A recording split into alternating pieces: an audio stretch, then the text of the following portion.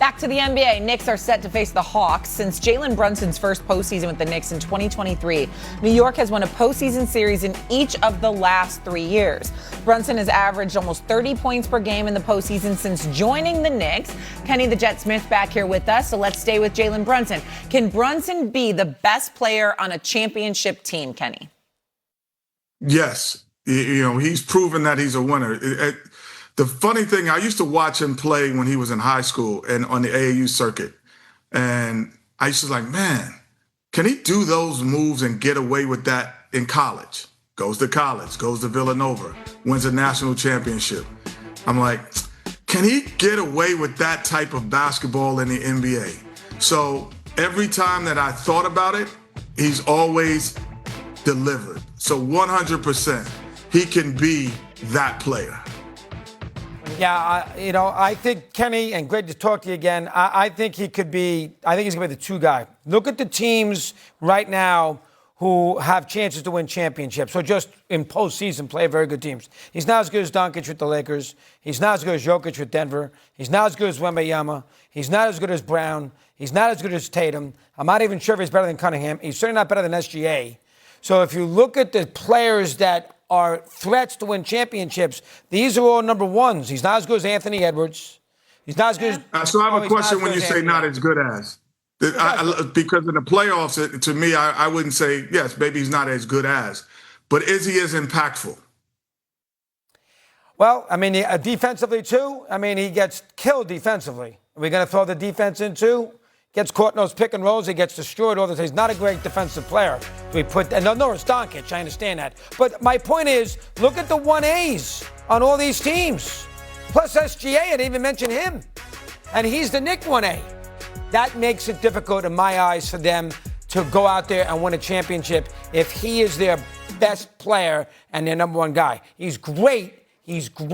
But to win a title, you got to be pretty close to an immortal. You got to be a phenomenal player. I'm not sure if he's on that level. Steve? Two things could be true. Kenny could be absolutely right with what he's saying in terms of Jalen Brunson has consistently answered the call on the collegiate level, on the pro level. Matter of fact, people forget that when Dallas went to the conference finals years ago, it was him that carried them there. Luka got hurt, and it was him that carried them, if you remember, when they got to the conference finals and they had lost to Phoenix the year that Phoenix went to the finals. We forget that. This is when he was a reserve, when he was looking to get paid, and you know what? Dallas was hesitant to give him $50+ million. Well, look at that, how that panned out, okay? So we know that was wrong. But the point that I'm trying to make is this. Kenny, here's where I would side with Doggy. It's not so much that he's not good enough. It's not so much that he's not impactful. I don't agree there.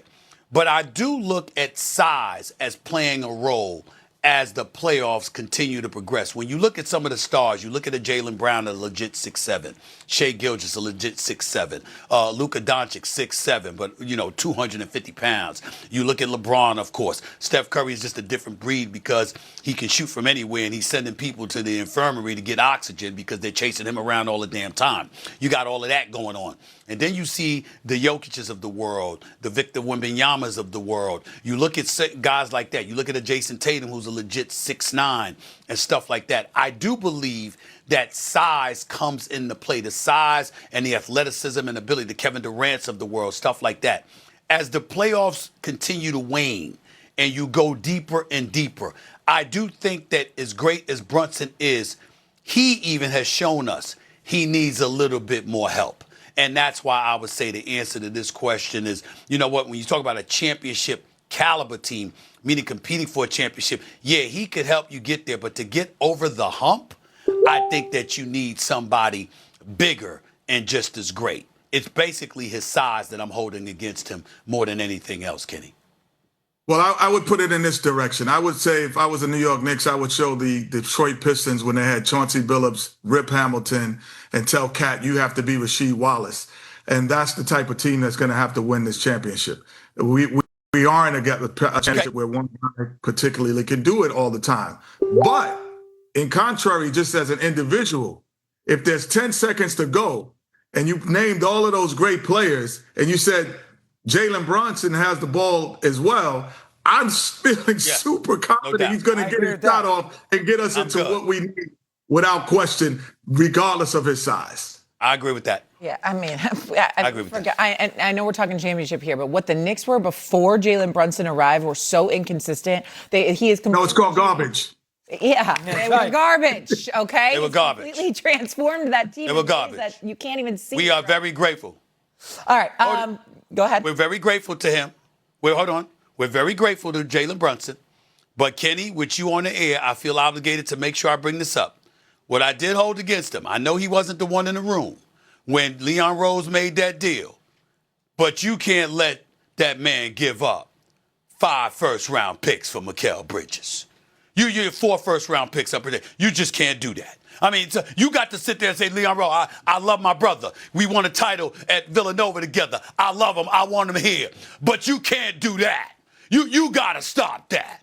That's all I'm saying. That's the only thing I hold against Jalen Brunson as a Knick. I hold nothing else against him.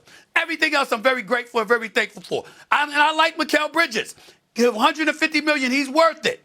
But 4 first-round picks, 6 overall, when you consider the swaps for a non-All-Star, you cannot let your organization make that decision when you are the face of the franchise, which Jalen Brunson is. That's my only knock against him. Nothing else. Nothing else. Kenny's silence makes me seem like he's like, yeah, that's kind of a good. It's uncontrollable. It's like, Steven, you don't control the gifts you get for Christmas sometimes, man. Like he can't control every part of the franchise. Like that's a Leon Rose call. That is not a Jalen Brunson with 10 seconds to go call. Like you open your gifts at Christmas and sometimes you can look at them and you go, man, I got too much or I didn't get enough. All right. Coming up here, Kevin Durant and LeBron James. Don't miss what we think is at